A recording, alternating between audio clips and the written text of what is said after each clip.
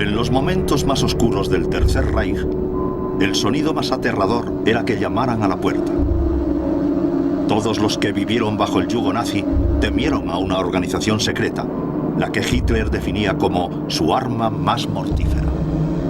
Sin ella, las ambiciones de Hitler no podrían haberse hecho realidad. Nunca se la ha igualado como instrumento para infundir terror. Y aún así, hasta ahora, no se había contado toda su historia. Se llamaba la Gestapo. La Gestapo. La Forja.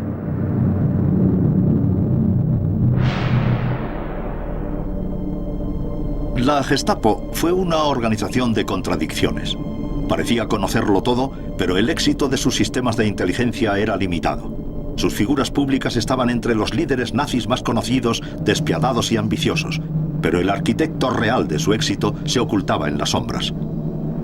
Incluso durante su apogeo, pocos conocieron al genio siniestro que guiaba a la Gestapo. Y aunque su nombre ha ejercido una fascinación siniestra durante más de medio siglo, el funcionamiento de la Gestapo sigue siendo un misterio.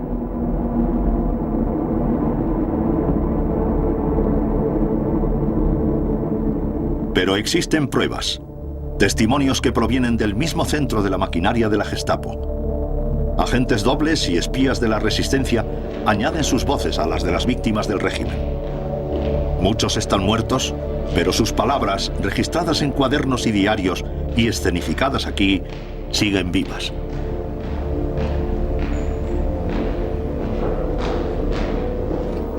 Entré en la Gestapo como asistente a tiempo parcial no remunerada del teniente Franz Bola, oficial de la Gestapo, encargado de espionaje y arrestos, que también era un agente británico. Desde entonces tuve que vivir con el miedo constante de que me descubrieran y me sometieran a las torturas más horribles y a la muerte reservada para los agentes secretos que la Gestapo atrapaba. La Gestapo. La misma palabra tiene una resonancia especial en el mundo. Cuánta sangre, cuánta miseria, cuánto dolor. Pero sobre todo, cuánta crueldad está asociada a ella.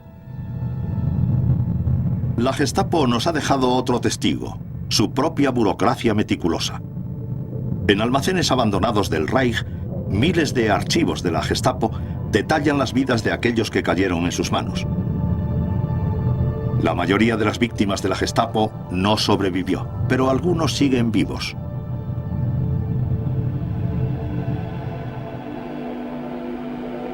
Milo Dor fue arrestado por la Gestapo en 1942 cuando tenía 19 años. Le interrogaron y torturaron casi hasta matarle. Todo está registrado punto por punto en su ficha. Gestapo 4C. Con números romanos, debido a actividad subversiva. Dios mío. ¿Es la primera vez que ves su foto? Es la primera vez que veo el original. Me pone muy triste ver todo esto. Me recuerda a esa época terrible. El nombre Gestapo personifica el horror que causó la policía secreta nazi, aunque la Gestapo solo era un cuerpo de una red de agencias de seguridad nazis igualmente despiadadas. Su imagen es la de una máquina eficientemente fría e impecable. La reputación de su red de oficiales se extendió por todas partes, aunque era una organización pequeña. En 1941 solo había 8.000 oficiales vigilando a más de 70 millones de personas. El arquetipo de oficial de la Gestapo era una figura siniestra con un abrigo de cuero negro, pero en realidad la mayoría del personal de la Gestapo eran burócratas anónimos. ¿Cómo entonces ejerció la Gestapo un control tan total sobre las acciones de una población tan grande y siempre creciente y, lo más importante, sobre sus imaginaciones? Las respuestas se encuentran en la compleja historia del gobierno de Hitler en el Tercer Reich, ya que la Gestapo no se hizo realidad por derecho propio. Su crecimiento fue gradual. Su progreso fue dictado por las ambiciones y rivalidades de sus primeros creadores. Y aún así, en todas sus etapas, el objetivo fue siempre el mismo: el control social total. Sus raíces yacen en el malestar de los años que siguieron a la Primera Guerra Mundial. Alemania, humillada por los aliados, desprovista de su poder y obligada a pagar enormes sumas para hacer las reparaciones, se enfrentaba a la anarquía y a la ruina. Un gobierno sin timón observó a fascistas y comunistas luchar en las calles mientras la policía local prusiana peleaba por mantener el control. En medio del caos llegó Adolf Hitler, prometedor, seguro y respetado. Un nuevo comienzo. Con alivio, Alemania aceptó su oferta.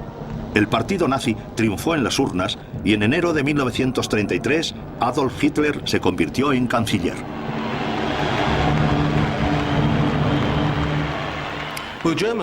Bueno, la respuesta del pueblo alemán a la agitación política y a la violencia callejera fue de desasosiego extremo, naturalmente.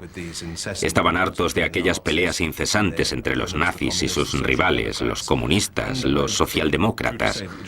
Y creo que se puede decir que el pueblo alemán deseaba un partido o un gobierno que llevara orden a las calles. Irónicamente, el partido que dijo que podía hacerlo fue el nazi. Hitler no perdió tiempo asegurando su posición. La gente había votado por seguridad. Lo que obtuvieron fue cumplimiento de la ley.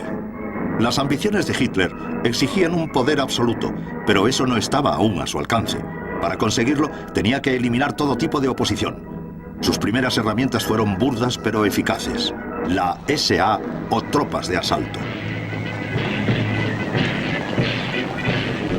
Bajo su líder matón, Ernst Röhm, la SA había sido el apoyo más leal de Hitler durante su subida al poder.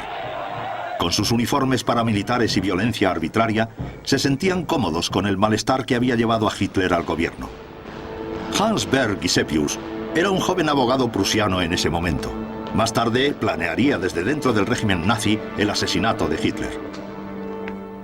Sin haberlo pensado bien realmente, el partido designó a las SA como una fuerza policial auxiliar. Durante 15 meses Hitler les dejó manejar las cosas. Era normal que pensaran que eran los verdaderos héroes. En poco tiempo dejaban a los verdaderos policías en las comisarías y ellos patrullaban solos las calles buscando enemigos del Estado.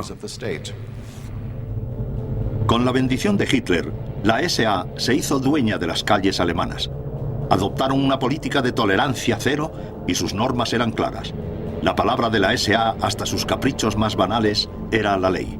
Cualquier cosa, incluso no saludar correctamente, era suficiente para que te arrestaran. El mensaje de Hitler era sencillo. En la nueva Alemania, la oposición era inútil. Era burdo y sorprendente, pero eficaz. Y su posición inflexible fue la base de lo que vendría después.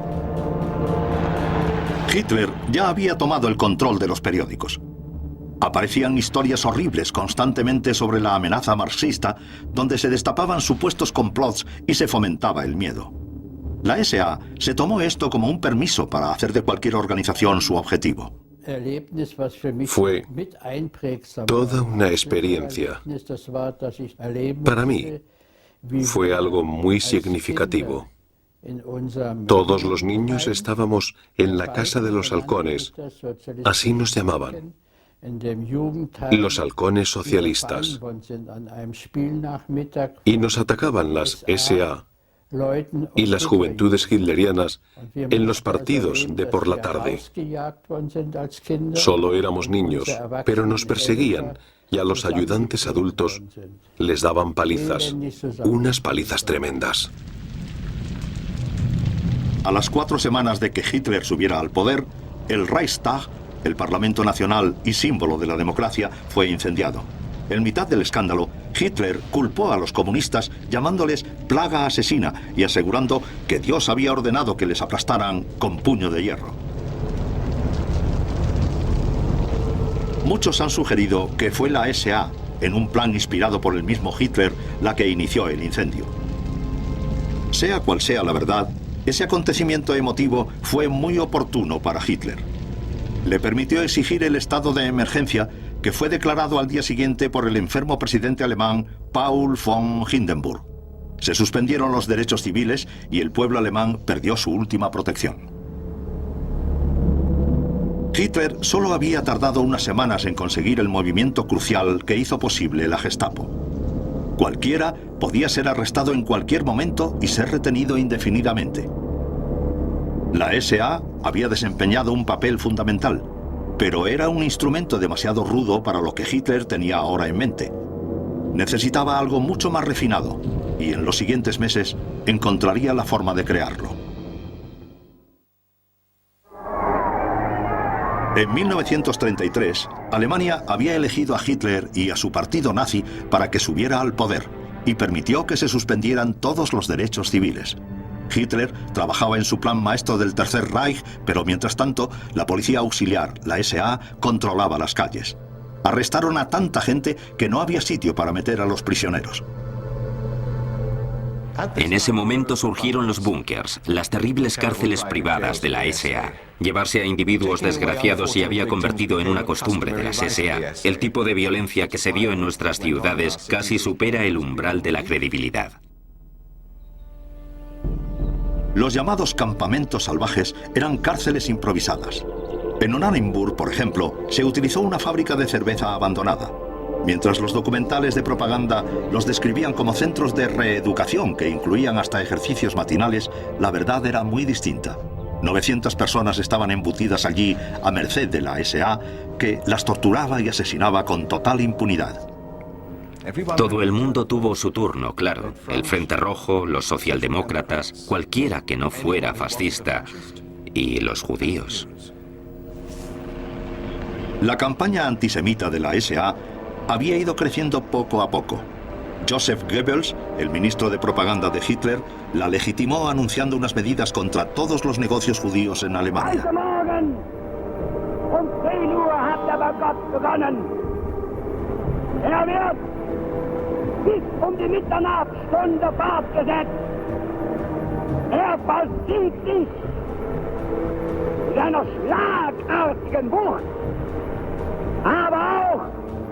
Mit einer imponierenden Manneszucht.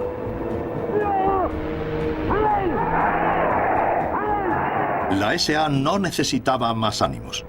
Su comportamiento se volvió aún más abusivo y fueron los judíos los que lo sufrieron. Hasta los que apoyaban a Hitler quedaron sorprendidos y en el extranjero estaban horrorizados. Hitler les frenó.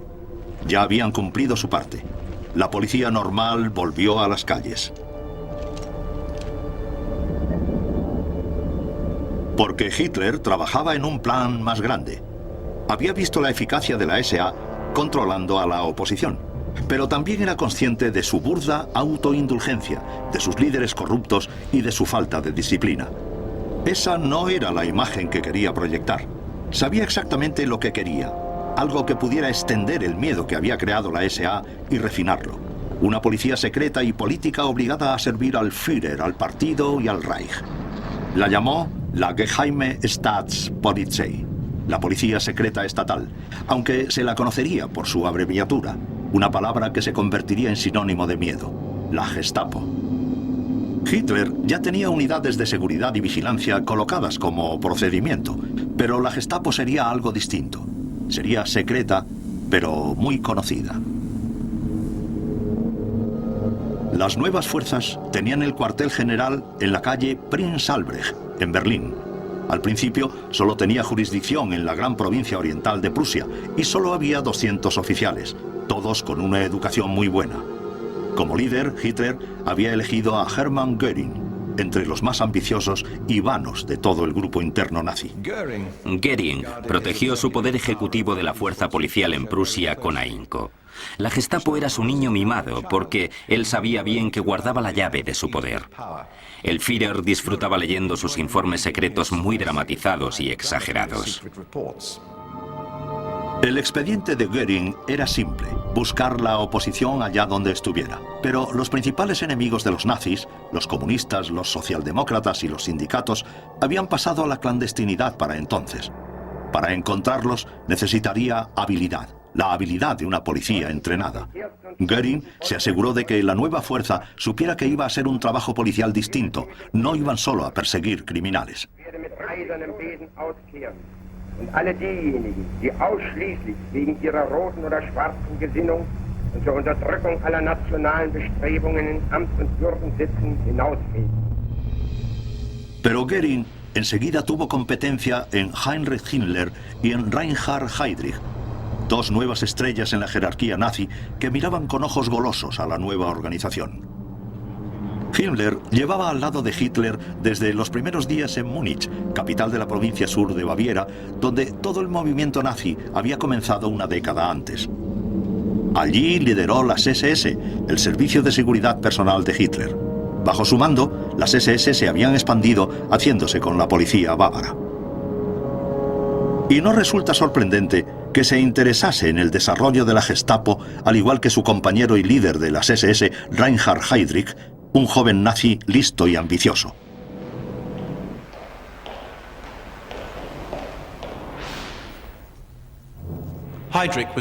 Heydrich era el pivote oculto sobre el que giraba el régimen nazi. El desarrollo de toda una nación estaba guiado por ese personaje contundente. Heydrich fue de hecho el titiritero del Tercer Reich. Himmler y Heydrich reclutaron a un tercer miembro para el equipo, un profesional formado en el que confiaban ciegamente. Policía dedicado y con experiencia, Heinrich Müller estaba destinado a tener una profunda influencia en el futuro de la Gestapo. La policía política de Múnich fue el primer empleo de Müller y se hizo un nombre por sí mismo como supervisor muy eficaz de los comunistas. Él, en muchos aspectos, encajaba en el molde. Era ambicioso, despiadado, dedicado, obediente, y aunque no era nazi antes de 1933, Heydrich y Himmler dejaron muy claro que ese era el tipo de persona con la experiencia que necesitaban. Müller no era como sus jefes inmediatos. Rechazaba los símbolos de poder en favor de un profesionalismo total y centrado. Cualquier forma de conversación con él era casi imposible. Por su parte, consistía en preguntas formuladas de manera tan fría que parecía más un interrogatorio. Una vez me dijo, se debería llevar a todos los intelectuales a una mina y luego volarla. Incluso cuando los principios de la Gestapo se estaban estableciendo en Berlín, el trío de las SS en Múnich ya se estaba embarcando en un nuevo plan que desmarcaría la política nazi de todo lo que habían hecho antes.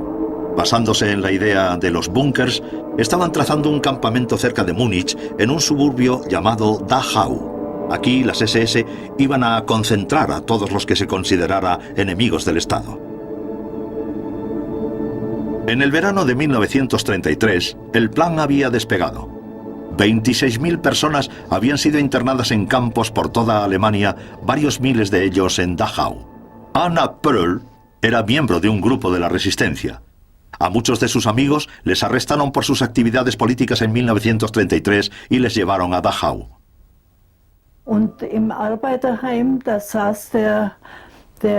El comunista Leonhard Hausmann estaba en la Casa de los Trabajadores. Le hablé de los carteles en las marquesinas que Hitler era canciller del Reich. Entonces guardó algunas cosas y se marchó de la oficina.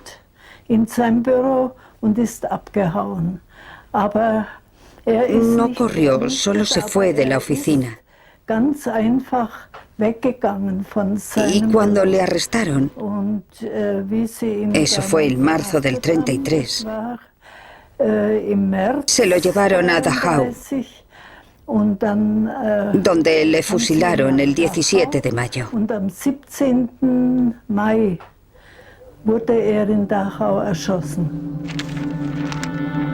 Para el mundo exterior, Dachau era un campamento de descanso, aunque pronto la verdad salió a la luz.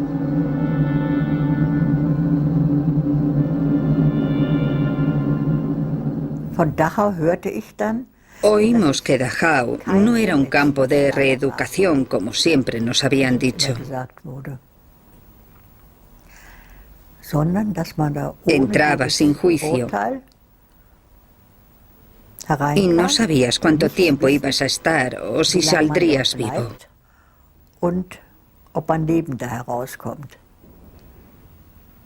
Oímos que a la gente la torturaban allí dentro. Les daban palizas y que podías hasta morir allí. Los presos de los campos de concentración eran oficialmente retenidos en lo que se llamaba custodia de protección. La custodia de protección en el Tercer Reich significaba que la Gestapo llamaba a tu puerta a las 3 o las 4 de la mañana y se te llevaban sin dejarte coger ropa o efectos personales, sin dejarte siquiera decir adiós a tus seres queridos. Y te llevaban a un campo de concentración donde inmediatamente había un proceso de casi deshumanización. Me llevaron en custodia de protección. Protegían a la sociedad de nosotros, en vez de al revés, y no necesitaban pruebas ni nada para hacerlo. Podían mandarte a un campo de exterminio sin nada. No necesitaban nada para hacerlo. En los campos de concentración, el trío de las SS había creado el castigo definitivo para los disidentes. En Berlín, la Gestapo estaba montando una maquinaria súper eficaz para detectarlos. Para Himmler y Heydrich, con ansias de poder, la perspectiva de obtener el control era irresistible.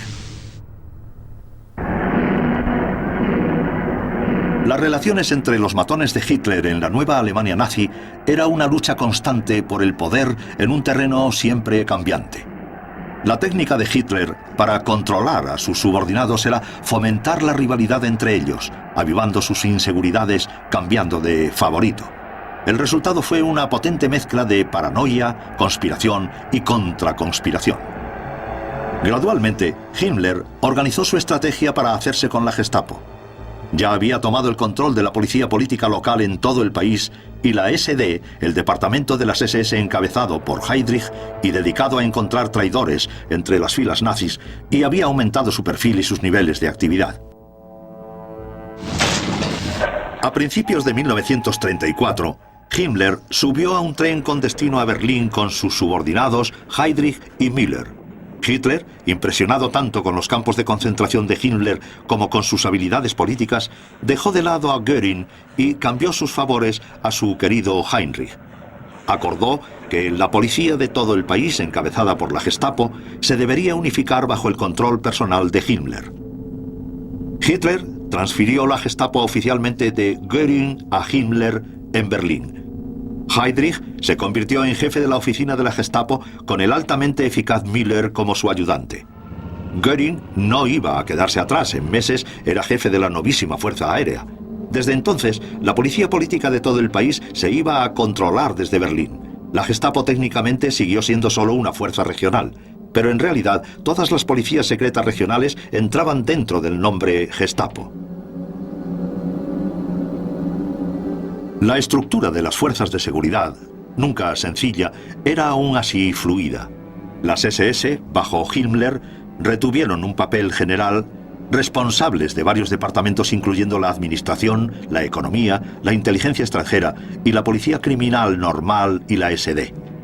Müller se hizo cargo de que funcionara la Gestapo. Era el trabajo perfecto para él. Su celo solo era comparable a su obsesión con la eficacia. Pronto las cosas marcharon como él quería. El informe de la Gestapo era claro y nada ambiguo. Sería el medio para limpiar a Alemania de todas las impurezas culturales, raciales, sociales y políticas. Si sus métodos entraban en conflicto con los estatutos existentes, la Gestapo tendría preferencia. A todos los que pasaban por las manos de la Gestapo se les fotografiaba, se les tomaban las huellas y se le asignaba una ficha con detalles personales de su supuesto crimen, los detalles del interrogatorio y la acción tomada al respecto. En los índices de esas fichas yacía el poder de la Gestapo. Mire esto. En esta caja está este índice. Y mire aquí, en la L. Usted debe de estar en esta caja. Vamos a la mesa y veamos si su archivo está aquí. En el archivo de Viena, 50.000 informes siguen guardando los detalles de comunistas, sindicalistas, teólogos y clérigos, todos miembros potenciales de cualquier oposición en la zona. Entre ellos, Hans Landauer. Aquí está su ficha. Tiene su nombre, estado, lugar de nacimiento, descripción física, 1,80 m, blanco, delgado. Y aquí, ve, estos números se refieren a otros documentos que la Gestapo tiene de usted. Esa es su ficha personal de la Gestapo, donde están sus documentos. Esa es su hoja de cargos. Los archivos se parecen a los de cualquier gran burocracia. El lenguaje es formal y hay cajas para cada información. Es como si la apariencia oficial del papeleo legitimizara las acciones que tan concienzudamente registraba.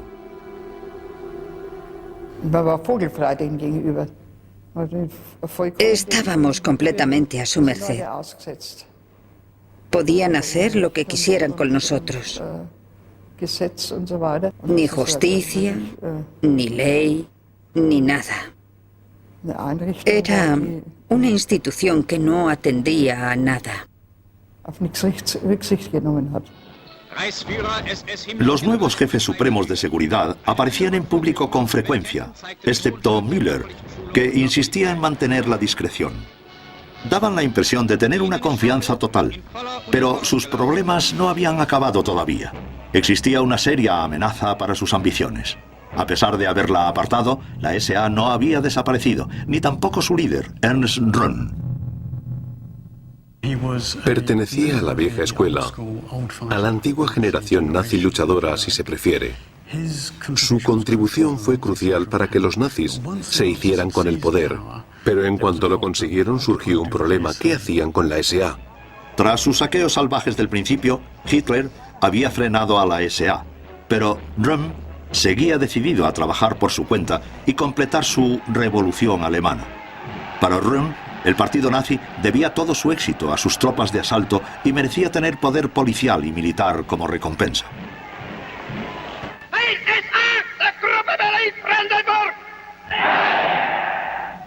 Das ist nicht das Verdienst des einzelnen, nicht der einfachen SA-Mannes ist, wenn heute ein anderes Deutschland Welt gegenübersteht. Sieg!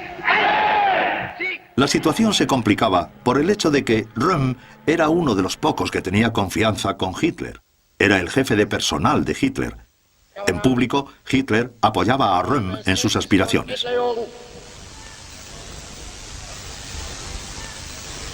Eine große Zeit ist angebrochen und wir sind nur ihre lebenden Zeugen, sondern ihre Gestalter. Röhm estaba convencido de que podía transformar sus escuadrones indisciplinados en modelos para el ejército del futuro. Su idea era simple y lógica. Cuanto antes se aprovechara del recrudecimiento tras la toma del poder para destrozar la maraña de leyes y el laberinto de políticas extranjeras, antes se convertiría su ejército revolucionario en el ejército alemán del futuro. Röhm se estaba convirtiendo en un problema. Hitler, adoptando sus técnicas habituales, hizo que sus otros esbirros se deshicieran de Röhm. Los escandalosos borrachines de la SA eran intolerables. Representaban a los elementos más fanáticos, violentos y extremos del movimiento nazi en aquella época. Las actividades de Röhm para formar una milicia privada habrían constituido una amenaza para el Estado, pero eso solo fue una excusa. En el ambicioso Himmler y en el aún más ambicioso Heydrich, Hitler encontró verdugos dispuestos y cada uno aprovechó la oportunidad para aumentar su propio poder. El 27 de junio de 1934, en una reunión secreta en la calle Príncipe Alberto, Heydrich anunció que la inteligencia ha confirmado que la SA al mando de Röhm está planeando un golpe de Estado. Era una mentira flagrante. Heydrich y Müller coordinaron una llamada contraoperación desde el cuartel general de la Gestapo. Heydrich preparó una lista firmada por Hitler de aquellos a los que fusilarían.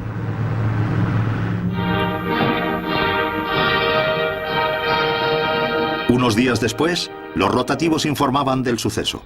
90 rivales internos, incluyendo a Ernst Röhm, habían sido liquidados en la purga que se conoce como la Noche de los Cuchillos Largos.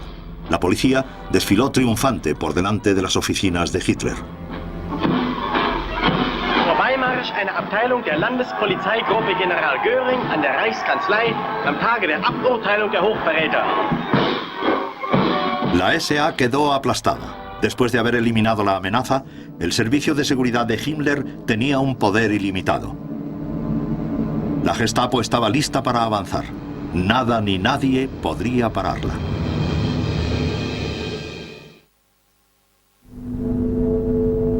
Hitler, Himmler, Heydrich y Müller tenían ahora el control total de la seguridad de Alemania. La policía política del país, bajo las órdenes de la Gestapo, estaba ya reprimiendo toda forma de disidencia. Bajo el mando de Müller, que había hecho un estudio de la famosa policía secreta soviética, la Gestapo estaba estableciendo sus métodos característicos. Todos estaban diseñados para difundir el miedo. Johann Swerth formaba parte de la poca oposición que quedaba, imprimía y distribuía panfletos y conseguía fondos para la guerra civil en España. Acababa de entrar en mi piso cuando aparecieron 2 hombres armados en la puerta. Me llevaron directamente del piso a la cárcel, a la de la policía. Sabían mucho sobre mí porque habían estado interrogando a gente. Entonces fue cuando empezaron a pegarme en la cara. Me pegaron durante 1 hora. Es terrible cuando no sabes, cuando te sacan de tu celda, qué es lo que te va a pasar. Yo llevaba un jersey grueso puesto cuando me arrestaron y lo llevé día y noche como protección. Porque sabía que cuando me llevaban abajo me iban a pegar.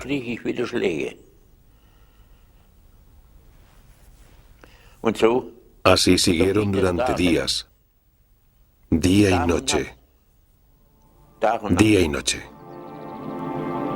Johann Swerth pasó por 14 cárceles antes de que le liberaran en 1945, 10 años después. 5 de esos años los pasó en confinamiento aislado, interrumpido solo por los interrogatorios de la Gestapo.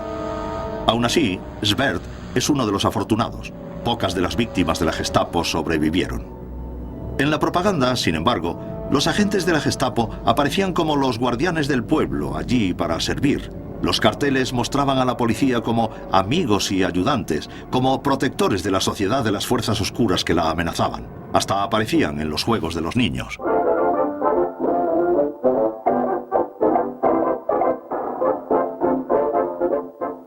Todo formaba parte de la estrategia cuidadosamente ideada por Müller, diseñada para crear una imagen específica de la Gestapo en la mente popular. Y esa imagen era la de un cuerpo todopoderoso capaz de aplastar a sus enemigos a discreción. La clásica llamada a la puerta de la Gestapo, repentina, rápida y anónima, subrayaba la ilusión de su control total. Como parte de esto, Müller avivaba la creencia de que la Gestapo estaba en todas partes. También se colocaron historias de propaganda en los periódicos para inculcar miedo en los manifestantes potenciales. Los informes describían un goteo incesante de detenciones. De hecho, había largos anuncios del poder de la Gestapo.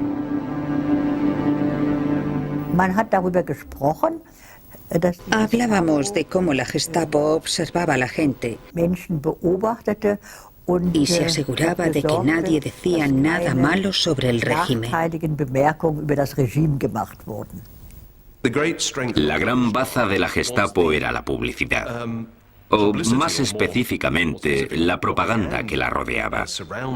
El mito de que la Gestapo estaba ahí, que estaba en todas partes, para que cuando cualquier alemán hiciera un comentario siquiera un poco contrario al régimen, mirara sobre su hombro.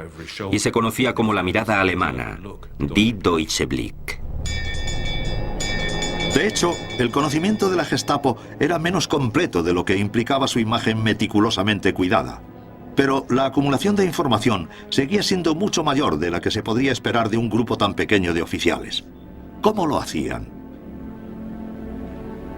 La respuesta está en estos archivos. Meticulosamente cuidados, recopilaron millones de fichas con información personal. Y la mayoría de esta llegó a la Gestapo por informadores. Fue el público alemán el que hizo gran parte del trabajo de la Gestapo. Los oficiales estaban encargados sobre todo de analizar y cotejar los datos que llegaban. Dije, ¿qué te pasa? A un sastre de unos 50 años. Y me dijo que su hija les había denunciado a su mujer y a él. Quería casarse con un hombre de las SS y los padres no querían, así que fue a la Gestapo y arrestaron a los padres. No eran solo temas personales. Había mucha gente más que dispuesta a denunciar a sus vecinos si hacían comentarios en contra del régimen de Hitler. Algunos lo hicieron con la creencia de que el futuro de Alemania era más importante que el destino de los individuos. Otros lo hicieron por envidia o venganza. Y aún más, lo hicieron para salvarse a sí mismos o a sus familias. Como se sabía que las sospechas de la Gestapo llevaban a los campos de concentración, la palabra de un oficial era todo lo que se necesitaba. Y enseguida todo el mundo supo que la Gestapo igualaba la piedad con la debilidad y consideraba la debilidad fatal para el régimen. Era horrible que te arrestaran. Significaba la muerte. Siempre oíamos, fulanito ha desaparecido. Oficialmente no te permitían hablar de ello, pero la mayoría lo hacíamos y sabíamos lo que significaba. Reinaba una sensación horrible de estar indefenso y de humillación. Crueldad, crueldad. ¿Cómo podían llegar idiotas tan grandes a la posición de poder torturar a otro ser humano? Era una amenaza. Fue realmente el símbolo de lo que el régimen nazi era. Se podría decir que lo sentías como el puño de los nazis. La fama de la Gestapo quedó firmemente establecida y la oposición al partido nazi fue aplastada enseguida. A finales de los años 30, la Gestapo había purgado a Alemania de toda resistencia visible. Fue el momento en que los líderes pensaron que podrían cumplir su verdadero destino y dar forma al futuro de un Reich milenario. Heydrich puso en palabras la nueva tarea de la Gestapo. La Policía del Estado Socialista Nacional cumplirá sobre todo la tarea de reconstruir la sociedad del pueblo desde la base, según los preceptos del liderazgo político. El ideal nazi era el Volksgemeinschaft, la sociedad del pueblo. Esta sociedad estaría basada en la igualdad, la unidad y la armonía social, pero solo para aquellos lo suficientemente buenos. Requería absoluta conformidad. La tarea de la Gestapo era hacer listas de aquellos cuyas acciones les incapacitaban. Las faltas que hacían ingresar en las listas eran muchas y variadas. No se esperaba que la Gestapo persiguiera a los que figuraban en las listas. Simplemente había demasiados y la tarea se delegó en las fuerzas policiales locales.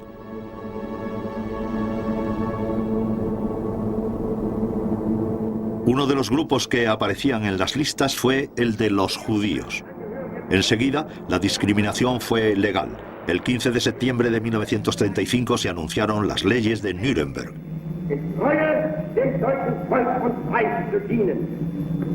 Eheschließungen zwischen Juden und Staatsangehörigen deutschen oder artverwandten Blutes sind verboten.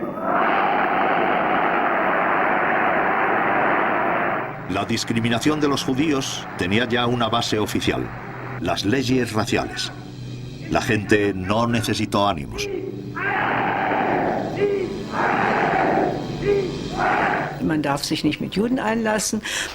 No te estaba permitido mezclarte con judíos. Hasta vi cómo pasearon a una mujer que había tenido un novio judío y la hicieron llevar un cartel que decía: soy una cerda, salgo con judíos. Una nueva clase de pseudociencia entró en vigor. A mí me llamaban mestiza de primer grado y Hitler nos odiaba especialmente porque las leyes de Nuremberg decían que no nos podíamos casar con los llamados arios, pero sí con otro mestizo porque los niños resultantes serían unos cretinos y podrían asesinarlos enseguida. Eso es lo que nos decían y yo me senté y pensé, esto no puede estar pasando. El profesor nos dijo, y lo recordaré toda mi vida, Este año vamos a estudiar las leyes raciales. Y ya os digo que Löwenberg pertenece a una raza inferior. Eso fue todo lo que dijo. Pero yo me fui a casa hecho un mar de lágrimas. Los líderes nazis se preocuparon poco por el efecto de sus leyes en los niños. Estaban más preocupados con reforzar su poder. A Himmler le tenía Hitler tanta consideración que le nombró jefe de toda la policía alemana, lo que significaba que la policía se convertía en una rama de la Gestapo y no al revés. El alcance de la Gestapo aumentaba.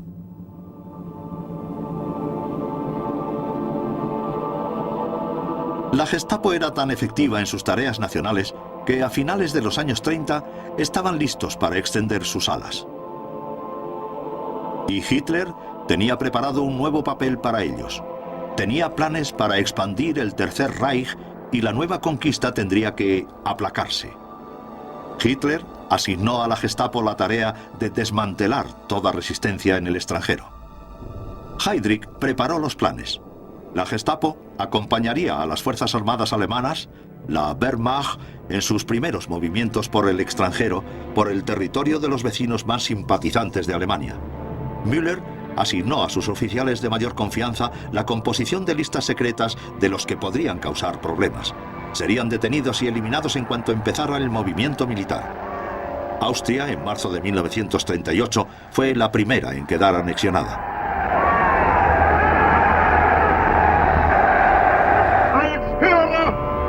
Kanzler der deutschen Nation und des Reichs melde ich vor der deutschen Geschichte nunmehr den Eintritt meiner Heimat in das Deutsche Reich.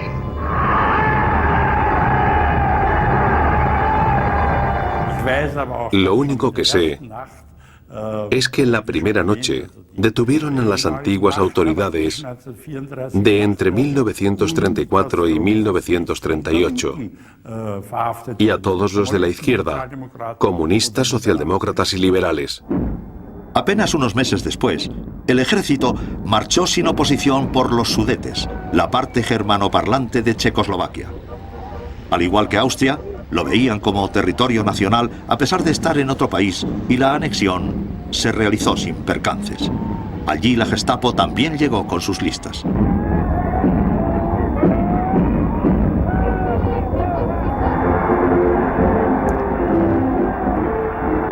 Luego siguieron hasta Praga. Con los Sudetes bajo control, era fácil hacerse con la capital checa también. Hitler había expandido el Reich prácticamente sin oposición y mientras la Gestapo limpiaba los nuevos territorios de cualquier rastro de oposición, su popularidad se alzaba a nuevas cotas.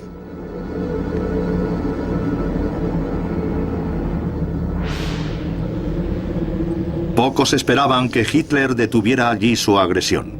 Su maquinaria propagandística empezaba a sonar a guerra en Europa.